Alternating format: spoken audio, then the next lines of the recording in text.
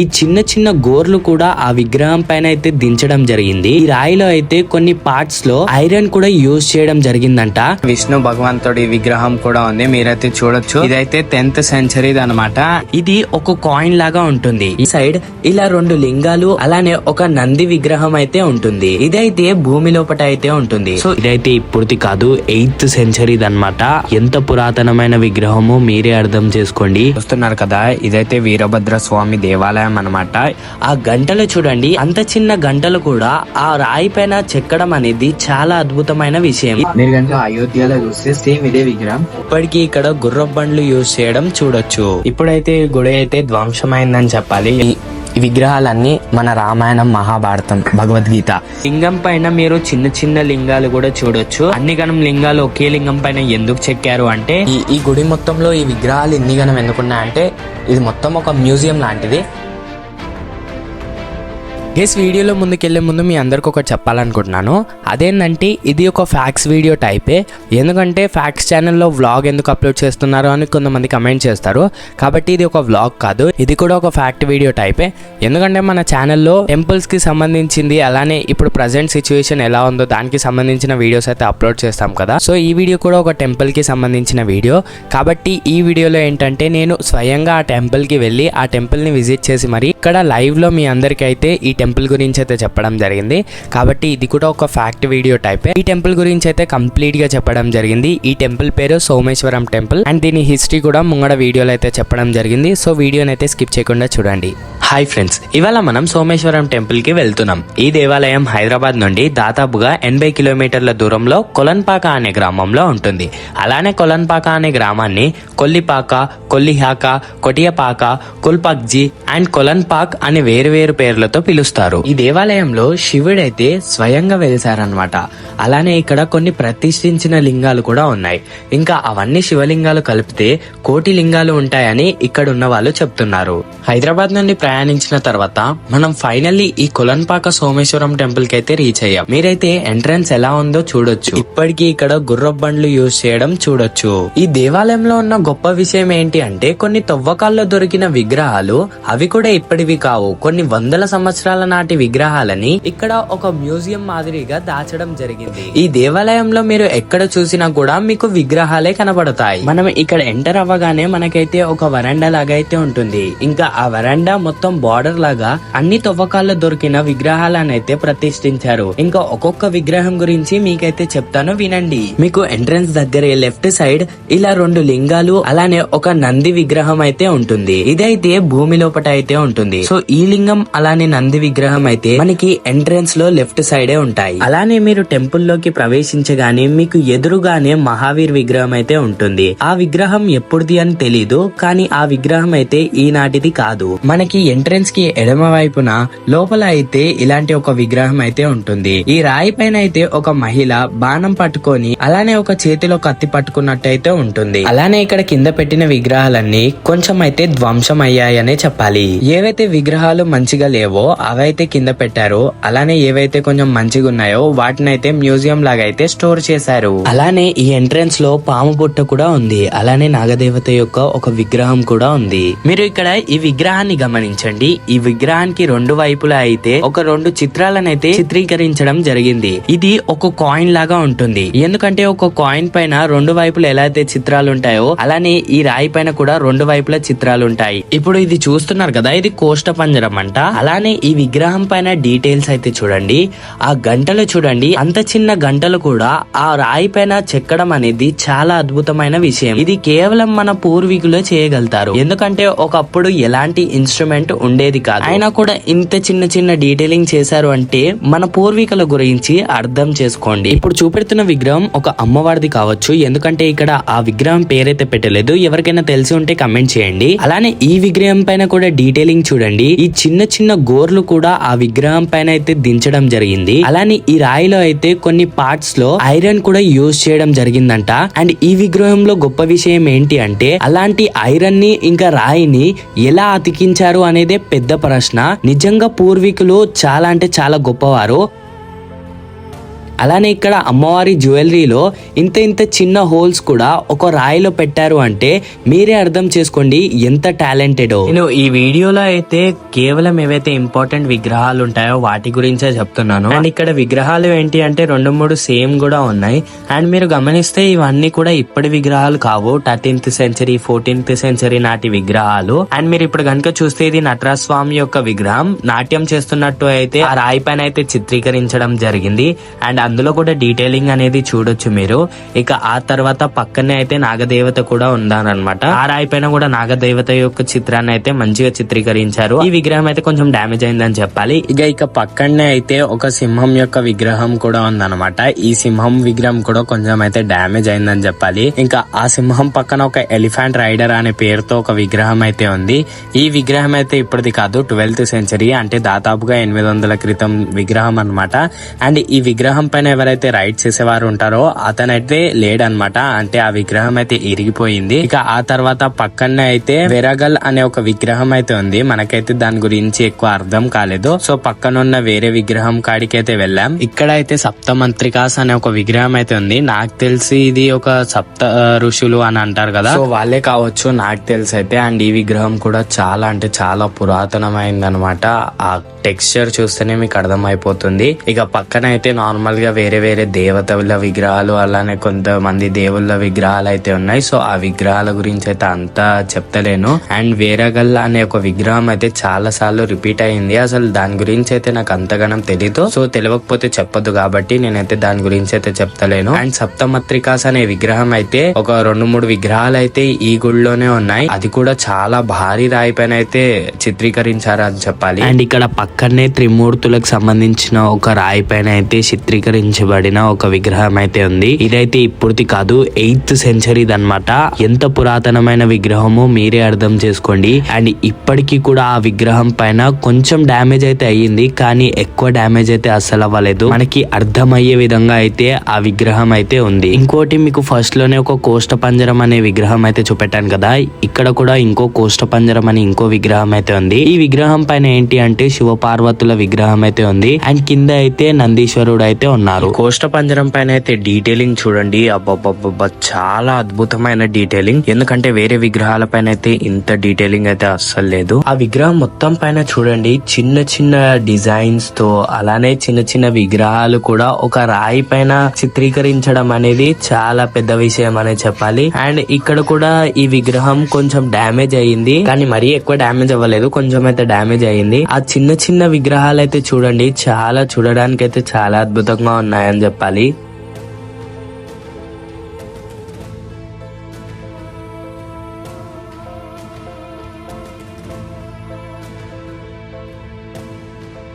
ఇప్పుడు మీరు చూస్తున్నారు కదా, ఇదైతే వీరభద్ర స్వామి దేవాలయం అన్నమాట. ఇదైతే చూడడానికి చాలా చీకటిగా ఉంది, అలానే ఆ విగ్రహం అయితే చాలా కొత్తగా ఉంది.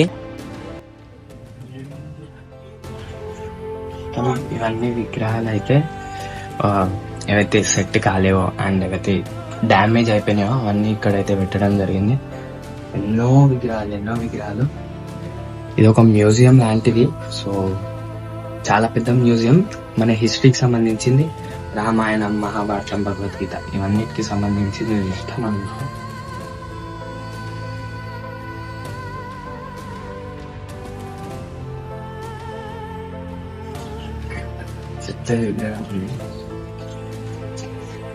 శివుడు అనుకుంటా కదా, కన్నా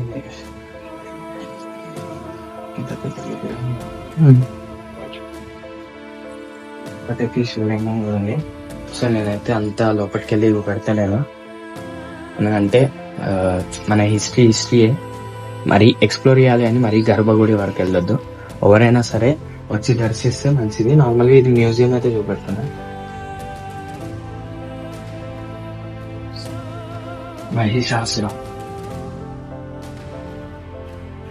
మహిషాసుర దేవత అన్నమాట. ఇక్కడ శివపార్వతి విగ్రహం అయితే చూస్తున్నారు కదా, ఇది కూడా చాలా పురాతనమైన విగ్రహం. అండ్ కింద మీకు చూస్తే గనక నంది మహారాజ్ కూడా ఉందన్నమాట. అండ్ పైన అయితే శివపార్వతుల విగ్రహం అయితే ఉంది. అండ్ దాని పక్కన అయితే కుబేర స్వామి ఉండు. అండ్ కుబేర స్వామి విగ్రహం ముంగటనే ఒక లింగం కూడా ఉంది, చాలా పెద్ద లింగం అయితే ఉంది కుబేర స్వామి విగ్రహం ముందు. ఆ తర్వాత ఇటు సైడ్ మళ్ళొకసారి శివపార్వతుల విగ్రహం ఉంది. అండ్ ఇంకా మరికొన్ని విగ్రహాలు ఉన్న తర్వాత విష్ణు భగవంతుడి విగ్రహం కూడా ఉంది, మీరైతే చూడొచ్చు. ఇదైతే 10th century అనమాట. అండ్ ఈ విగ్రహం చూడండి ఎంత క్లియర్ గా ఉందో. ఇప్పటి వరకు అయితే ఎక్కువ డ్యామేజ్ అస్సలు అవ్వలేదు, జస్ట్ ఆ చేతు మాత్రమే విరిగింది. ఇదైతే 12th century విగ్రహం, ఇప్పటిదాకా 10 అని అన్నా కదా, సో 12th century విగ్రహం అది.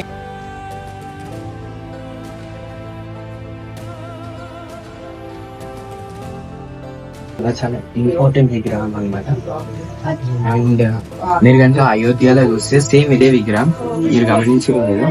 ఒకసారి అయితే ఒక లుక్ అయితే తీసుకోండి విగ్రహం.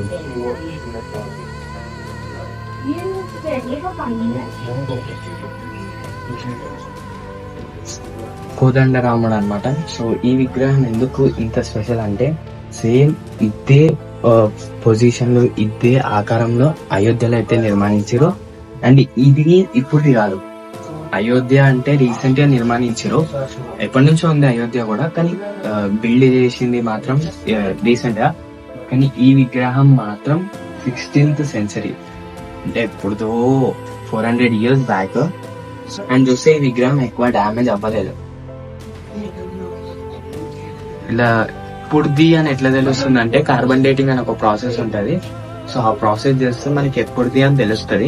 సో ఆ ప్రాసెస్ చేసి ఇవన్నీ విగ్రహాలకి ఆ విగ్రహం యొక్క ఏజ్ ఎంతనో కనుక్కుంటారు. అండ్ బ్రహ్మదేవుడు ఈ విగ్రహం ఇక్కడ ఫేస్ కాడ కొంచెం ఇక్కడ చూస్తే ఇది బియర్డ్ అన్నమాట బ్రహ్మదేవుని. సో కొంచెం డ్యామేజ్ అయింది ఫేస్, బట్ ఇక్కడ మాత్రం నార్మల్ అయినా. కింద కూడా ఏదో డ్యామేజ్ కావడం జరిగింది. ఇది 12th century కాబట్టి 800 years బ్యాక్ ది కాబట్టి కొంచెం మనది ఇప్పుడు 21st century కదా, సో ఈ 12th century కాబట్టి కొంచెం డ్యామేజ్ అవ్వడం జరిగింది. శివుడిది శివానంద్. సో ఇది 11th century, ఇంకా పురాతనమైనది, అంటే లైక్ అప్రాక్స్ 900 years బ్యాక్. పరశురాముడు. సో ఈ విగ్రహం 16th century, సేమ్ కోదండరాముడు ఏదైతే విగ్రహమో సేమ్ అదే ఏజ్ అనమాట. సో గైస్ ఈ విగ్రహం ఈ గుడి మొత్తంలో ఈ విగ్రహాలు ఎన్ని గణం ఎందుకున్నాయంటే ఇది మొత్తం ఒక మ్యూజియం లాంటిది. ఎందుకంటే ఇక్కడ అన్ని విగ్రహాలు ఇక్కడ దొరికినాయే కాదు, ఎక్కడైతే దొరికాయో లైక్ తవ్వకాలలో దొరికిన విగ్రహాలన్నీ ఇక్కడ తెచ్చి ఒక మ్యూజియం లాగా క్రియేట్ చేశారు. మిగతా బ్రిటిషర్స్ కి సంబంధించి అవన్నీ మ్యూజియంస్ ఎట్లయితే ఉంటాయో కంట్రీలో లేదంటే ఏదైనా స్టేట్స్లో సిటీస్లో మ్యూజియం ఎట్లయితే ఉంటుందో, సో ఈ టెంపుల్లో కూడా అలాంటి ఒక మ్యూజియం తయారు చేశారు. ఈ మ్యూజియంని తయారు చేయడానికి మెయిన్ రీజన్ ఏంటి అంటే మన వచ్చే జనరేషన్స్కి ఆ విగ్రహాల గురించి తెలవడం, ఆ స్కల్ప్చర్స్ గురించి తెలవడం, అలానే వాటిని ఎంత క్లియర్గా అండ్ డీటెయిల్గా చెక్కారో వాటి గురించి కూడా తెలవాలి కాబట్టి సో ఇలాంటి ఒక మ్యూజియం అయితే క్రియేట్ చేయడం జరిగింది. అండ్ మీరు ఈ గుడిలో వచ్చిన తర్వాత ఇక్కడ చూసినా కూడా ఏదో ఒక విగ్రహం కనిపిస్తూనే ఉంటుంది. మెయిన్గా ఎక్కువ ఈ గుడిలో లింగాలు, శివ విగ్రహాలు ఇట్లాంటివి అయితే చాలా కనబడతాయి. అండ్ మీరు గమనిస్తే ప్రతి ఒక్క విగ్రహం కూడా ఇప్పుడుది కాదు, 19th century 18th century అసలే కాదు, 16th century దానికంటే ముందు నుంచి ఉన్నాయి. అండ్ ఈ విగ్రహాలన్నీ ఏ డైనెస్టీ అంటే మన తెలంగాణని కింగ్స్ పాలించడం జరిగింది. సో అందులోనే కాకతీయ కింగ్స్, చాళుక్య వీళ్ళందరూ డైనెస్టీని ఒక ఏర్పాటు చేసి అలా అయితే రూల్ చేయడం జరిగింది కదా. సో 6th century నుండి 12th century వరకు చాళుక్య డైనెస్టీ పాలించడం జరిగింది. తర్వాత కాకతీయ డైనెస్టీ 12th century నుండి 14th century వరకు పాలించారు. సో ఆ తర్వాత వాళ్ళ సెంచరీస్, వాళ్ళ డైనెస్టీస్, వాళ్ళ పీరియడ్ ఆఫ్ టైం ఏదైతే ఉండేనో ఆ రెండు డైనెస్టీస్ టైంలో ఏవైతే విగ్రహాలు దొరికాయో సో ఆ విగ్రహాలను అయితే ఇక్కడ ప్రతిష్ఠించడం జరిగింది అండ్ ఒక మ్యూజియం లాగా చేయడం జరిగింది. అందుకే మీరు ఎప్పుడైనా గమనిస్తే మాక్సిమం ప్రతి ఒక్క విగ్రహం కూడా 16th century కంటే ముందు నుంచే ఉంది. అండ్ మిగతాయి కొన్ని విగ్రహాలు కానీ ఇప్పటివరకు అయితే మనం చూసింది ప్రతి ఒక్కటి కూడా 16th century కంటే ముందు నుంచే ఉంది. అండ్ కోదండరాముంది కూడా చూడొచ్చు 16th centuryది. అండ్ మిగతా ఏ విగ్రహాలకు కూడా 16th century దాటింది లేదు. సో ఈ గుడి ఆ 2 డైనెస్టీస్లో దొరికిన విగ్రహాలన్నిటినీ స్టోర్ చేసి మనకి మన వచ్చే జనరేషన్స్కి ఒక ఎడ్యుకేషన్ టైప్ అనమాట. అండ్ మీరు గమనిస్తే ఈ డీటెయిలింగ్ అనేది ఏదో ఇప్పుడు అంటే టెక్నాలజీ ఉంది, ఆ ఇన్స్ట్రుమెంట్స్ మంచి మంచి ఇన్స్ట్రుమెంట్స్ దొరుకుతున్నాయి, కానీ ఒకప్పుడు అవన్నీ ఇన్స్ట్రుమెంట్స్ లేవు. సో ఇంకోటి ఏంటంటే ఈ విగ్రహాలన్నీ మన రామాయణం, మహాభారతం, భగవద్గీత ఇవన్నిటి గురించి విగ్రహాల రూపంలో మనకి అవి ఎట్లా అయ్యిండనో ఎవరికి తెలియదు కదా. సో అవి ఒక విగ్రహాల రూపంలో తెలియజేయాలి అని మన పూర్వీకుల థాట్ అనమాట. సో ఆ ఇమాజినేషన్ ఎట్లా ఉంటుంది అనేది విగ్రహాల రూపంలో చెప్పడం జరిగింది. సో ఇవన్నీ స్కల్ప్చర్స్ ఇవన్నీ ఏంటి అంటే ఒక గ్రంథాలు, లైక్ రూల్స్ అండ్ రెగ్యులేషన్స్ ఏవైతే ఉంటుండేనో అండ్ వాటికి సంబంధించిన మన ఇప్పుడు రామాయణం ఎట్లా ఉంది, కొన్ని గ్రంథాలు ఉన్నాయి కదా, మన వేదాస్ ఇవన్నీ ఎట్లయితే గ్రంథాలు ఉన్నాయో మన హిందూయిజంకి సంబంధించిన గ్రంథాలు అయితే ఇలా కన్నడ భాషలో రాయడం జరిగింది. అవి కూడా ఒక రాయి పైన రాశారు. నార్మల్గా బుక్ పెన్ రాయడం అనేది ఈజీ, బుక్ పైన పెన్ పెట్టి రాయడం అనేది ఈజీ. ఒక రాయి పైన అంత హార్డ్ స్ట్రక్చర్ పైన ఒక లాంగ్వేజ్ ని రాయడం అనేది చాలా కష్టం. సో ఈ రో మొత్తం వాటి గ్రంథాలకి సంబంధించిన రాయడం జరిగింది రాళ్ల పైన. అండ్ ఒక్కొక్క విగ్రహం పైన చూస్తే, ఒక్కొక్క రాయి పైన చూస్తే ఒక్కొక్క విగ్రహం ఉందన్నమాట. చూస్తే ఒక్కొక్క రాయి పైన ఒక్కొక్క విగ్రహం ఉంది. కొన్ని అయితే సో ఇవి కూడా కొంచెం డిమ్ అయిపోయినాయి, బట్ దీనిపైన కూడా రాయడం జరిగింది. సన్ కి మూన్ కి సంబంధించిన గ్రంథం ఏమైనా లేదంటే వాటికి సంబంధించిన ఇన్ఫర్మేషన్ రాయడం జరిగింది. సో మనకి కొంతమందికి లాంగ్వేజ్ రాదు అని వాటికి సంబంధించిన డయాగ్రామ్స్ చేస్తే ఓకే దీనికి సంబంధించిన ఇన్ఫర్మేషన్ అని అర్థం కావాలని ఇలాంటి ఐడియా కూడా, ఇలాంటి థాట్ కూడా వాళ్ళకి వచ్చింది. అర్థం చేసుకోండి మన హిస్టరీ ఎలాంటి నాలెడ్జ్ తో నేర్పడిందో. సో ప్రతి ఒక్కరికి హిస్టరీ గురించి తెలవాలి. సో ఇలాంటి గుళ్ళకి విజిట్ అవ్వండి, దూరంగా ఉన్నా కూడా ఇలాంటి గుళ్ళకి విజిట్ అయితే చాలా నాలెడ్జ్ వస్తుంది.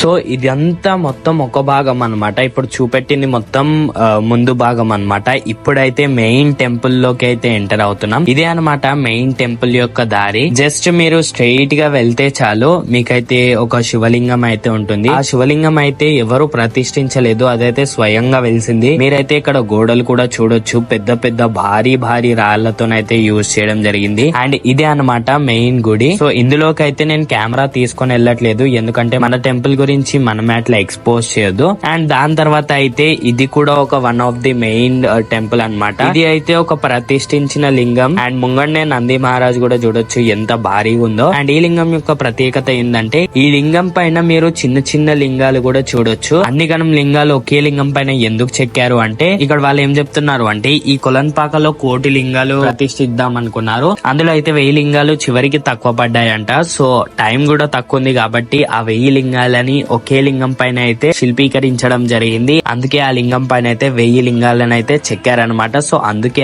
ఆ లింగం అలా ఉంది. ఆ గుడి బయటి నుండి రాగానే ఆ గుడికి ఎడమ వైపున అయితే ఒక బావి అయితే ఉంటుంది. ఇప్పుడు ఈ బావిని ఉపయోగించడం లేదు, ఎందుకంటే ఇదైతే మురికి నీళ్ళలాగా అయితే మారిపోయింది ఈ బావి మొత్తం. అండ్ మీరే చూస్తున్నారు కదా మొత్తం చెత్త చెత్త అయితే చేశారు. ఈ చెత్త మొత్తం ఎవరో చేయలేదు, ఇక్కడ ఉన్న మనుషులే చేస్తారు. ఎందుకంటే మనుషులు ఎక్కడ ఉంటే అది నాశనం అవుతుంది కదా. సో ఈ బావిని కూడా నాశనం చేశారని అని చెప్పాలి. సో మీరే చూడొచ్చు మొత్తం మందు బాటిల్లు, ప్లాస్టిక్లు అన్ని ఏమేమో వేసారు. కానీ ఈ బాయ్ అయితే కొంచెం డిజైన్ కూడా ఉంది. లోపట అయితే చూస్తే మీరే చూడొచ్చు ఆ కట్టడం ఎంత డిజైన్ గా ఉందో. అండ్ ఈ బాయ్ అయితే ఇప్పుడైతే నాశనం అయింది. అండ్ గుడి బయట అయితే ఒక ప్లేస్ ఉంటుంది. మీరు ఆ గుడి నుండి బయటికి రాగానే ఇట్లా ఒక ప్లేస్ అయితే ఉంటుంది. ఇక్కడ ఒక చిన్న గుడి లాగా అయితే ఉంది. మీరైతే చూడండి. ఇప్పుడైతే గుడి అయితే ధ్వంసమైందని చెప్పాలి. ఎందుకంటే నేచురల్ డిజాస్టర్స్ వల్లనో లేదంటే ఎవరైనా కూలగొట్టారో తెలియదు. బట్ మీరైతే ఆ గుడిని చూడండి. ఆ గుడి అయితే డ్యామేజ్ అయినట్టు ఉంటుంది. అండ్ బయట అయితే నంది మహారాజ్ విగ్రహం అయితే ఉంది. అండ్ లోపల ఒక శివలింగం కూడా ఉంది. కానీ ఈ గుడి అయితే